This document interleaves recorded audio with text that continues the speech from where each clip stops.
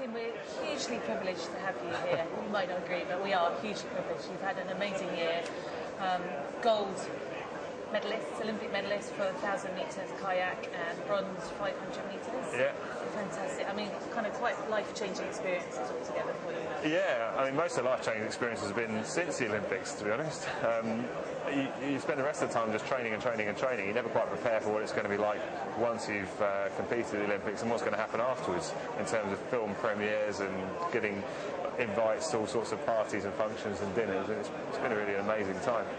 And could you have envisaged at the beginning of 2008 that your life was going to change so much? Did your training indicated that you were perhaps, on your way to winning Olympic medals? I mean, certainly my training indicated that, and I was world champion the year before, so I was definitely on the way to. I knew that I had a very, very good chance of coming back with Olympic gold. But what you never really quite prepared for is how things are going to change and how busy you're going to become and how much you get pulled in all directions once you've won the Olympics. And I think it was great being part of such a successful team because because we had so much success, it meant that it really threw it into the limelight of British sport, or a lot of the amateur kind of events that don't normally get much publicity.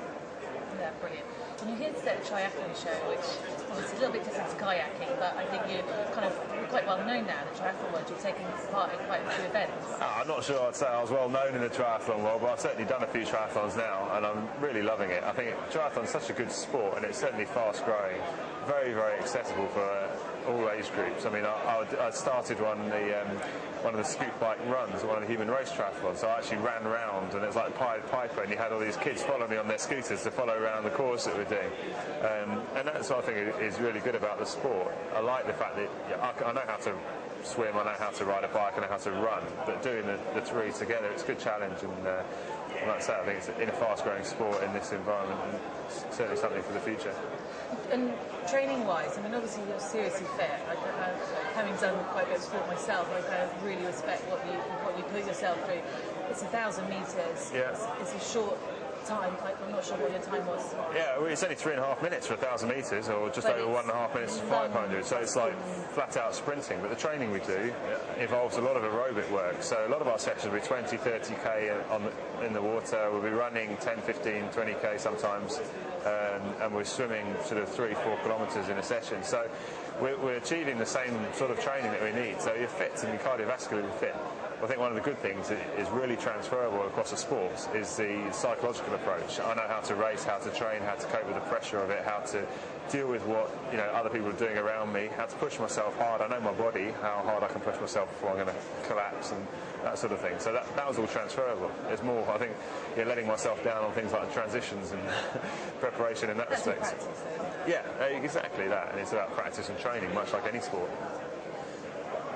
And so you've done sprint distances, you've done some off-road events. Yeah. Do you see yourself moving up a distance, Paralympic distance, 70.3 Ironman? Yeah, I think Ironman is a little bit unrealistic for me. I mean, I'm a 90-kilo guy, and in kayaking we're all a lot of upper body strength.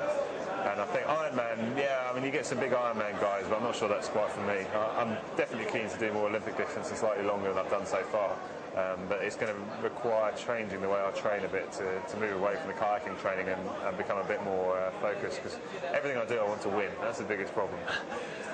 No, but but you've got to be realistic as well. I mean, in triathlon, there's so many really, really talented guys. There's great depth in the sport too, from the top to the bottom. It's just hundreds of people who are very, very good at what they do. I could see an interesting battle coming on here with a certain James Craxton. That would be. I mean, obviously he's had a few more years' experience in triathlon than you have. He has, and he's very talented at it. He's great. I mean, the thing is, I don't have to stop and worry about how my hair looks halfway round, so I'll be quite. You can save some time there. Yeah, I could save some time there. But no, he's a very talented triathlete, and I'll be up for racing him any day. And to be honest, I'm very realistic in sports that aren't really my sport and aren't my forte and speciality. I'm not too fussed whether I'll win or lose. I know I want to win everything, but in that sort of event, I think it'd just be good fun racing people, whoever they are. Just talk us briefly through the moment when you crossed the line in Beijing and you were Olympic gold medalist.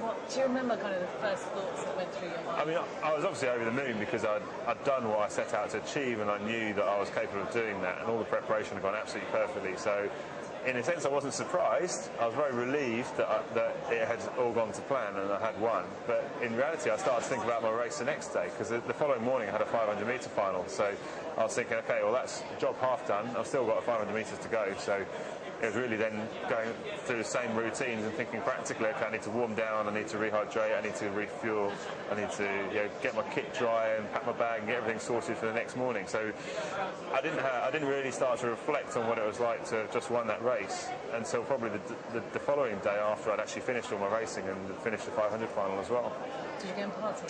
No, we didn't have time to party because I was racing right up until the end of the games. We actually went back into the Olympic Village on the last night for the closing ceremony, and I was in an apartment with Alistair Brownlee and Will Clark, and I remember just like those guys had obviously been doing a lot of partying because their housekeeping wasn't. You're in trouble. I know. Their housekeeping wasn't very good at all. There's stuff everywhere, but they were nice guys, and it was good to sort of relax and talk to some guys from another sport and hear about how their experience in the Olympics has gone.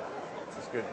So we got 3 and a bit years to go to 2012. So obviously your plan is now. The next goal is 2012. Big goal. Yeah, the big goal will be 2012. In the meantime, now I'm taking this year as a bit of a more relaxed year, concentrating on getting back into medicine and moving my medical career forwards. But at the same rate, that allows me the time to then do some other things as well, like the triathlon. Normally, I wouldn't be able to take part in other sports like I have been. Because of my training and my coach and everyone else would be preventing me from doing that, because it wouldn't be too healthy to try and be doing triathlons and doing everything else. So that's a good thing. So now I can enjoy doing some multi-sport events and kind of keep fit, but in a more enjoyable way and a different way to what I've been doing the rest of the time. Do you take sort of special care? I mean, it can be quite difficult, I guess. The bike's always slightly unpredictable. Do you ever worry about kind of coming off? This time of year, I'm not too worried, because if I come off and I break my collarbone, so be it. But that's one of the good reasons why you don't tend to do a lot of stuff that's quite risky when you're in competition time, because you just can't afford to get those sort of injuries. So you try and avoid anything that's preventable. And did you swim when you were younger? No, that's probably my worst discipline actually, is the swimming side of things. So, and also in our sport, we develop a lot of our upper body and our shoulders, and we've got great range of motion in the way that we're actually paddling. But when you're swimming, trying to get your arm sort of nice and tight to your head is very, very difficult. So we actually end up not being super good swimmers. I kind of swim along with my legs sinking like that.